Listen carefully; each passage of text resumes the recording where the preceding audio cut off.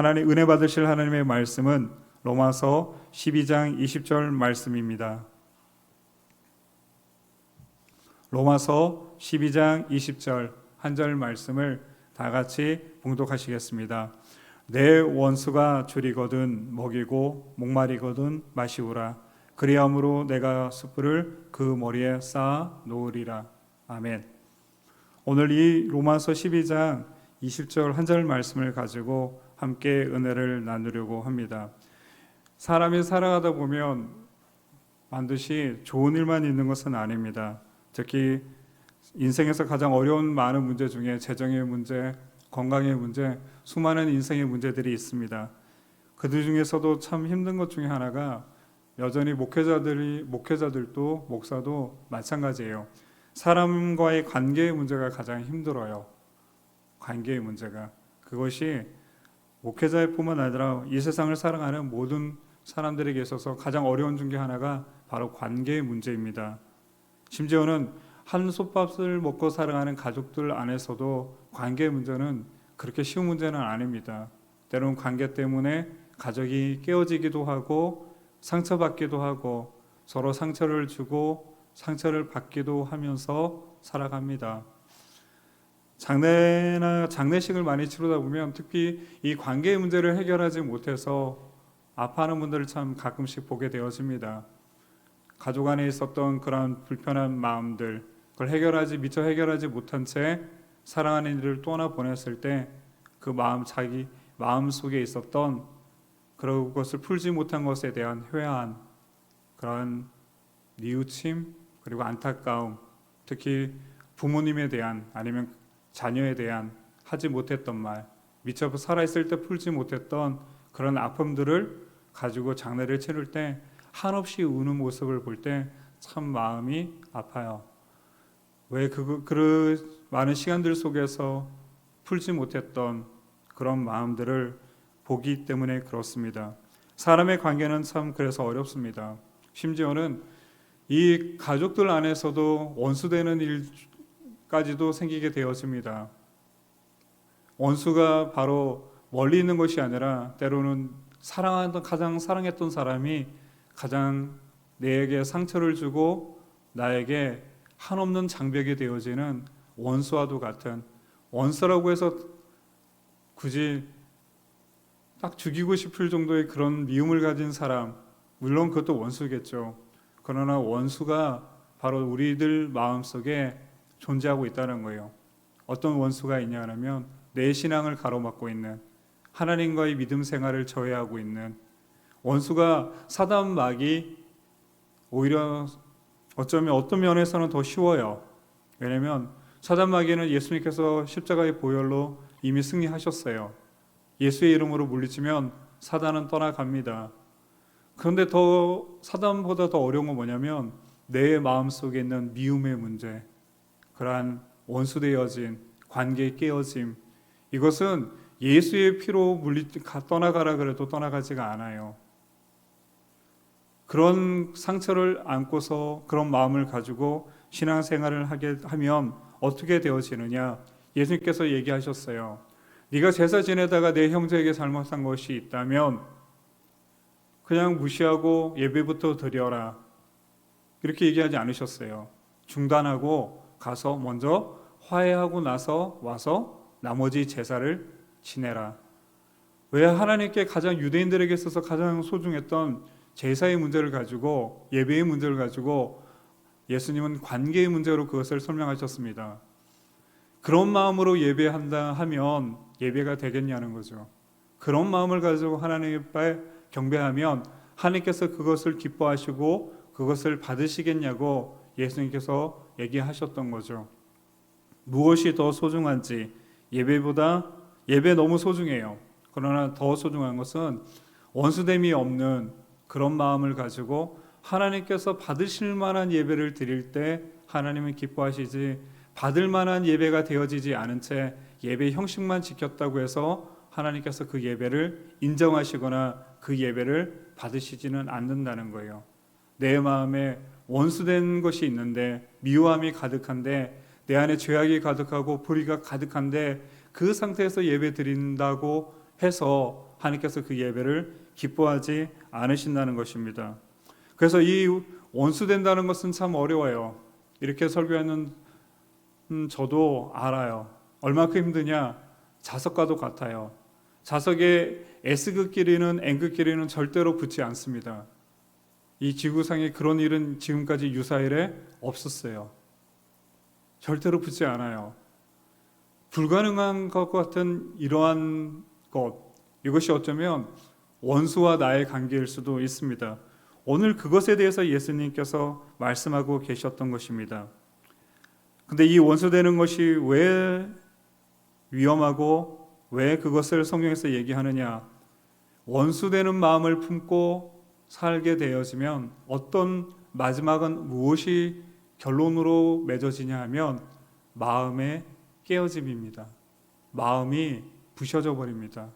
마음이 상하게 되어지고 끝내는 마음이 파괴되어지기 때문에 하나님께서 너의 마음을 특별히 미워하는 것, 원수가 내 안에 없기를 주님께서 이야기하셨다는 것입니다. 그래서 오늘은 원수를 그러면 어떻게 해결해야 되는가? 원수는 갚고 싶은데 원수를 어떻게 성경적으로 갚을 수가 있을까? 이것의 질문에 대한 답을 한번 풀어보려고 합니다. 내 인생에 존재하고 있는 이 원수, 원수된 사람, 원수된 일, 이 원수된 것 관계를 어떻게 성경적으로 푸는 것이 가장 하나님께서 기뻐하실 만한 일인가? 그걸 함께 나누려고 합니다. 성경 누가복음 6장 27절에서는 예수님께서 이렇게 말씀하셨습니다. 너희 원수를 사랑하며 너희를 미워하는 자를 선대하라. 너무 좋은 말씀이에요. 근데 저도 여러분 또 인정할 겁니다. 현실 속에서는 예수님의 이 좋은 말씀이 현실이 되기는 너무 힘들어요. 원수를 사랑한다는 것. 예수님은 가능하셨어요. 예수님은 하나님과 원수된 우리를 사랑하셨어요. 그래서 자신의 독생자도 십자가에서 아끼지 아니하시고 우리를 위해 주셨어요. 그리고 예수님은 원수된 우리를 위해서 십자가의 죽음으로써 이 말씀을 예수님 자신은 이루셨어요. 그러면 우리는 이 말씀을 따라서 살아갈 수 있는가? 원수된 자를 사랑하는 것, 이것이 정말 가능한 것인가? 마태복음 5장 46절에 이렇게 말씀합니다. 너희가 너희를 사랑하는 자를 사랑하면 무슨 상이 있으리요? 세리도 이와 같지 아니하냐? 맞아요. 사랑하는 사람을 사랑하는 것은 참 좋아요. 나를 사랑해주는 사람을 선대하고 그에게 따뜻하게 대해주는 것 너무 좋습니다. 그런데 너희를 사랑하는 자를 사랑하는 것은 소용이 없다고 예수님은 말씀하셨어요. 무슨 상이 있으리요? 상이 없다라는 거예요. 반대로 얘기하면 원수된 자를 사랑하는 것은 상이 있다라는 얘기예요. 하나님께서 상을 주시겠다는 겁니다. 그래서 예수님께서 너희가 미워하고 있는 이 유대인들이 그 당시에 가장 미워했던 대표적인 사람 중에 한 부류가 바로 세리들이었는데 너희가 미워하는 세리도 자기를 사랑하는 자를 사랑한다는 겁니다. 저 김정은도 아마 히틀러 같은 사람도 자기를 사랑하는 자는 사랑했을 겁니다. 아무리 악한 자라도 자기에게 좋게 대하는 사람은 미워하지 않습니다. 그래서 마태복음 5장 45절에서 이렇게 이야기합니다. 해를 악인과 선인에게 비치게 하시며 비를 의로운 자와 불의한 자에게 동시에 내리시는 분 하나님에 대해서 마태복음에서 이야기합니다. 하나님은 가끔씩 여러분 많은 분들이 물어봐요. 하나님은 악인을 왜 심판하지 않아요, 목사님? 왜 저 악인들은 하나님께서 심판하지 아니하시고 그들이 왜 잘 됩니까? 그들에게도 왜 하나님의 은혜가 함께 갑니까? 하나님이 정말 공정하십니까? 이런 얘기를 해요. 근데 생각해 보면 이렇습니다. 오늘 말씀처럼 원수를 사랑하라고 이야기하셨던 하나님이 하나님의 원수된 인간을 향해서 불의한 자를 죄인을 향해서 하나님께서 죄를 지을 때마다 바로 즉각적으로 치시고 멸하시고 그렇게 되면 어떻게 될까요? 그럼 예수님 하나님이 말씀이 틀린 거죠. 하나님은 우리 보고 원수를 사랑하라고 얘기하셨는데 정작 하나님은 원수를 사랑하지 않으신다면 그 말씀이 어떻게 우리에게 다가올 수가 있겠습니까? 그래서 하나님은 이 땅에 원수 되어진 하나님께 원수와 같은 이들을 하나님은 사랑하십니다. 우리가 잘 이해해야 될 것 중에 하나가 있어요. 이 세상에 살면서 우리는 세상을 배우면 안 돼요. 세상 길로 따라가면 안 돼요. 세상 문화를 따라가면 안 됩니다. 세상의 그러한 쾌락과 세상의 그러한 방법으로 살면 절대로 안 됩니다. 그렇지만 성경은 이렇게 말합니다. 하나님이 세상을 이처럼 사랑하사 세상을 사랑하셔야 됩니다.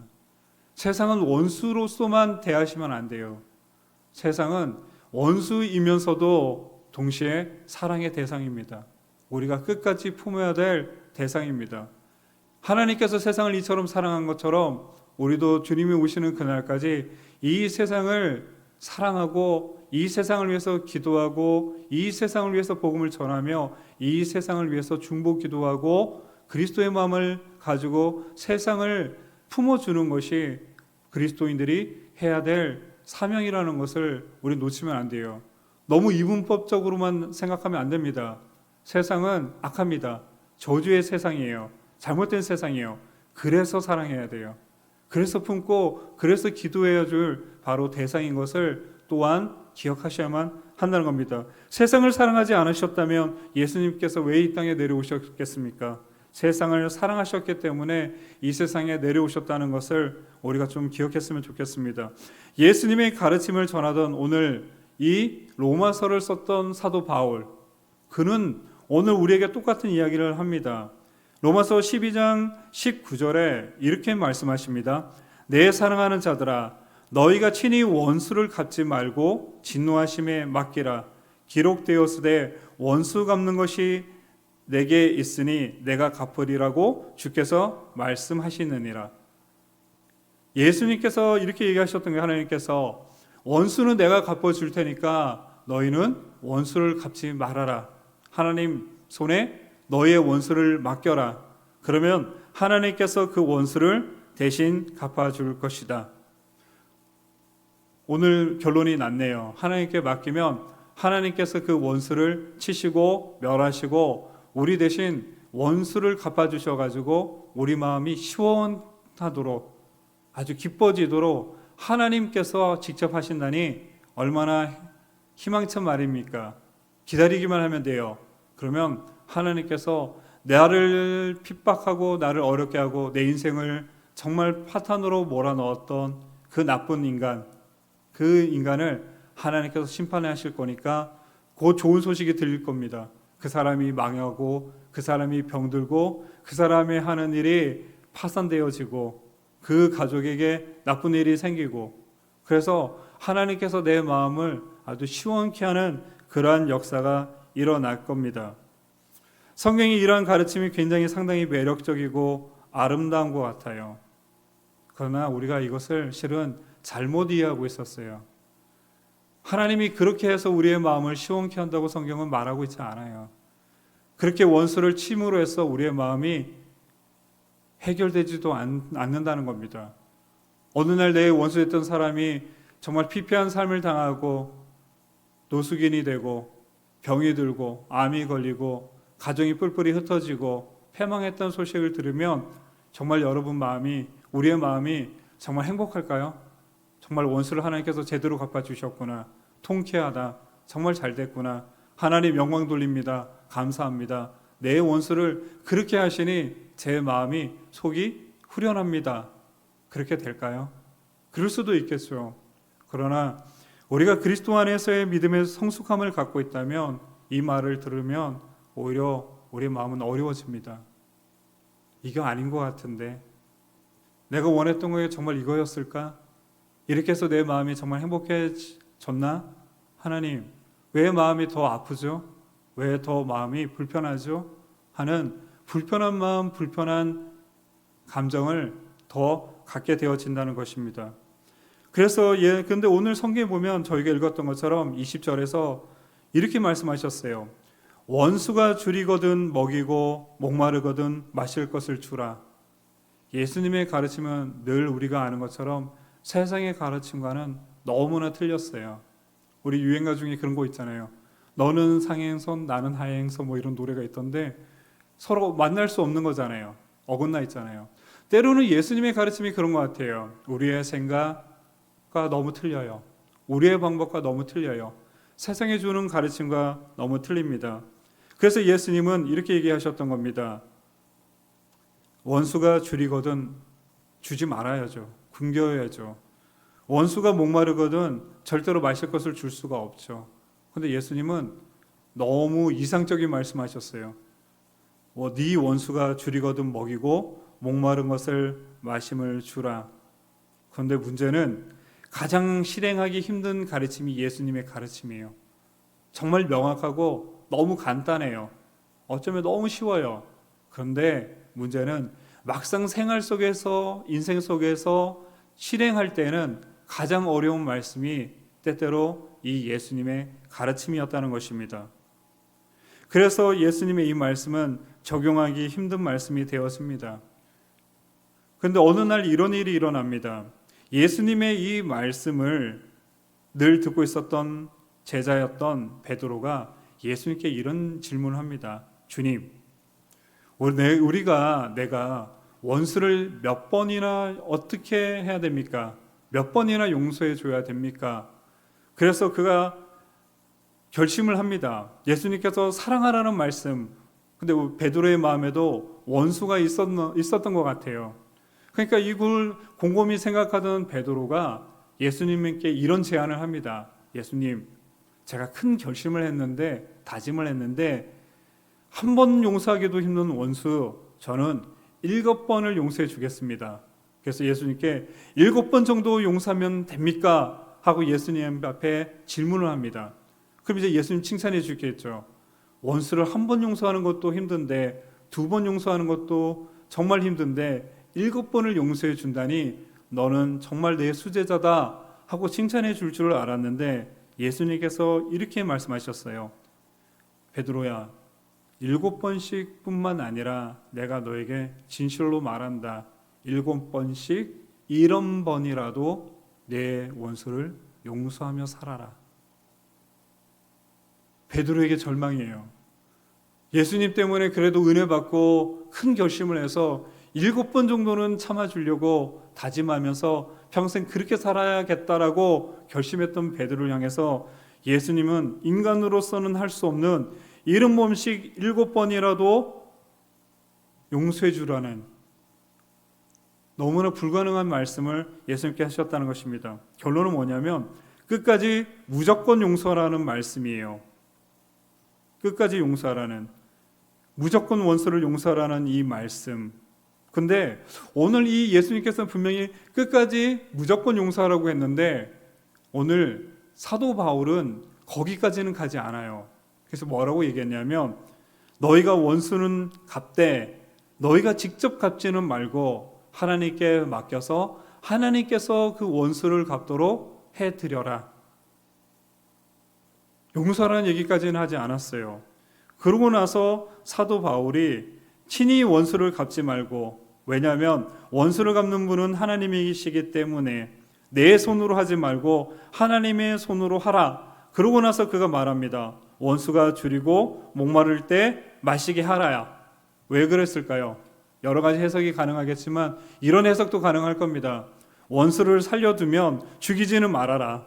하나님께 죄가 되어지니까. 먹을 것을 주고 마실 것을 주어서 네가 할 수 있는 의무는 다해라. 그러나 기대하고 있어라. 하나님께서 네 원수를 치실 것이고 네 원수를 면하실 것이다. 원수가 몰락하고 멀어질 것이다. 그래서 결론으로 이야기하면 이렇습니다. 오늘 이 말씀은 많은 성도들이 오해하고 있어요. 무슨 얘기냐면 머리에 네가 원수를 용서하고 원수를 하나님 손에 맡겨드리면 하나님께서 그 머리 위에 숯불을 준비하신다는 거예요. 그래가지고 내가 용서하고 내가 오히려 잘 대하고 있다 보면 그 선함을 행할수록 그에게는, 원수된 악인에게는 머리에 숯불이 쌓이기 때문에 언젠가는 숯불이 쏟아지면 어떻게 되겠어요? 불이 붙고 활 타오르고 모든 것을 삼켜버리겠죠. 하나님께서 그 숯불을 머리 위에 쌓아두는 것처럼 그의 심판을 그 머리 위에 쌓아두셔가지고는 어느 날 큰 어떠한 대가를, 어떠한 결과를 맞게 되어질 것이다. 그러므로 네가 그렇게 하나님께 맡기고 숯불이 쌓여지고 쌓여지도록 만들어라. 그래서 그런 마음을 가지고 원수를 대합니다. 하나님, 내가 이렇게 나는 그를 용서합니다. 그러나 그 머리 위에 숯불이 쌓이고 쌓여서 언젠가는 하나님께서 그를 불로써 심판하는 날이 올 줄로 믿습니다 하는 그런 마음으로 살아갑니다. 근데 안타깝게도 그 말씀이 틀렸습니다. 전혀 아닙니다. 전혀 아닙니다. 하나님께서 숯불을 쌓아서 그 사람을 태우고 멸하겠다는 말씀을 하셨던 것이 아닙니다. 이것은 이스라엘의 속담이에요. 실은 머리 위에 숯불을 쌓아둔다는 얘기 어떻게 이해하시면 되냐면, 이스라엘에서 불은 굉장히 소중해요. 옛날에 우리나라도 그랬죠.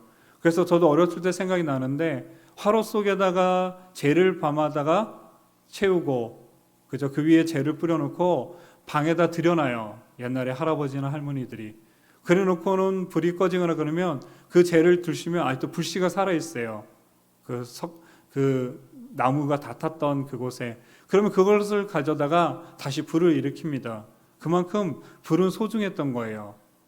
요즘은 너무 쉽죠. 라이터도 있고 뭐도 있어서 금방 할 수 있지만 옛날에는 그렇지 않았다는 것입니다. 이스라엘의 여인들은 불을 잘 관리해야 됐어요. 이 숯불을 집안에 잘 보존해야만 했다는 것입니다. 불 피우는 것이 힘들었기 때문에요. 그런데 어쩌다가 실수로 간혹 불을 꺼트리게 되어지면 어떻게 했냐면, 어쩔 수 없이 머리 위에 화로를 지고는 옆집에, 이웃집에 불을 빌리러 가야 되는 거예요. 그러면 그 모습이 뭐와 같냐면, 옛날에 우리 아이들이 오줌을 싸면 키를 쓰고서는 소금을 받으러 간 적이 있잖아요. 그러면 아이가 어떻게 해요? 창피하잖아요. 부끄럽잖아요. 바로 그런 모습이에요.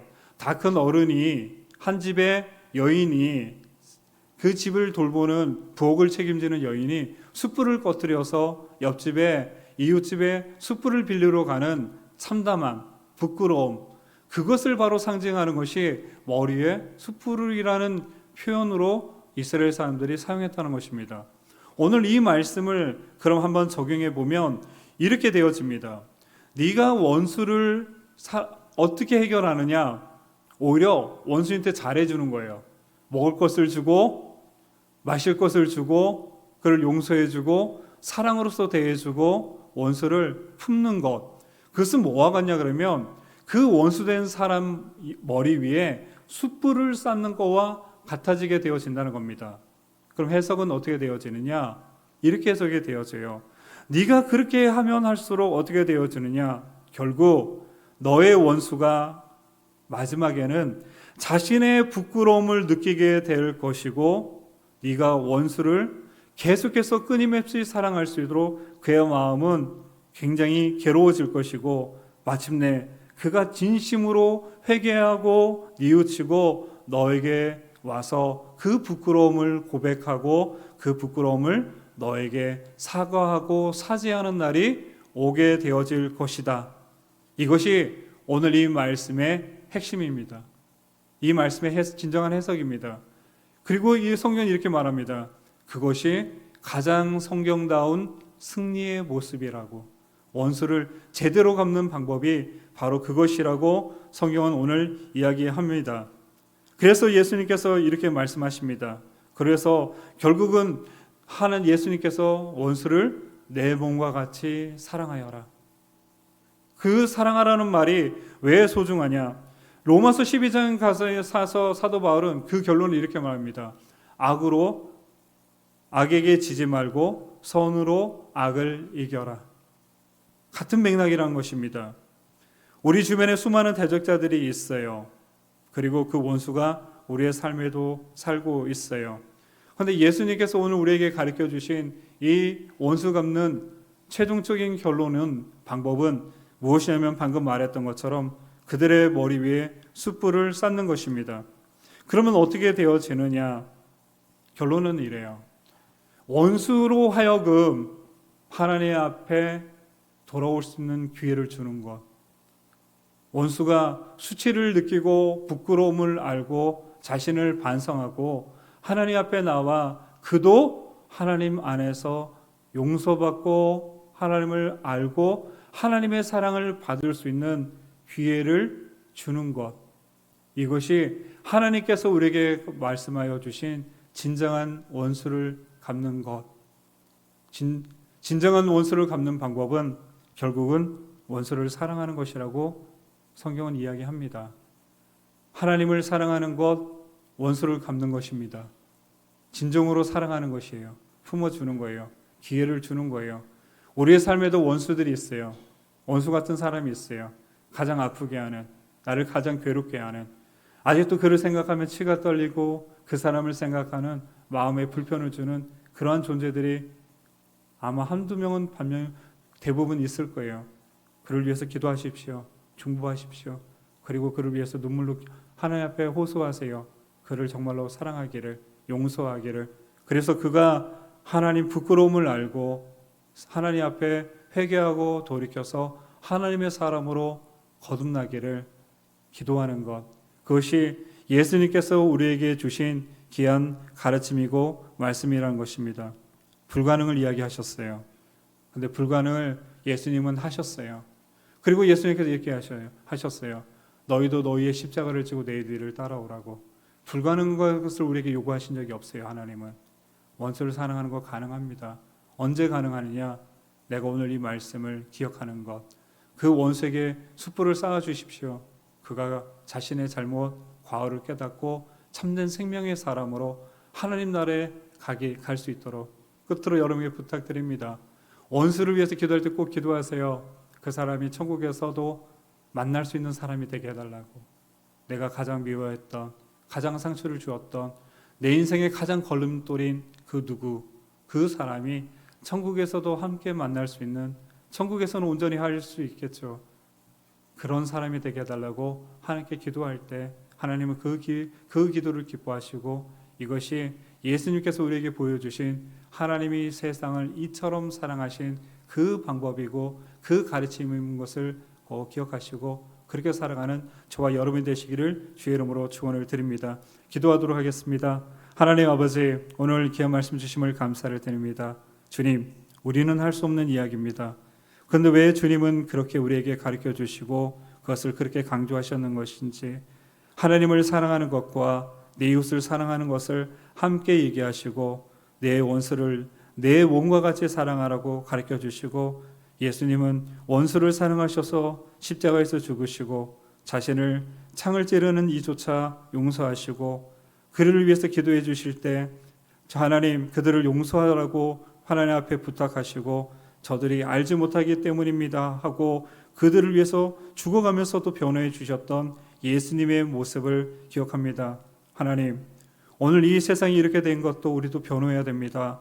이 세상이 하나님을 알지 못하기 때문에 그렇습니다.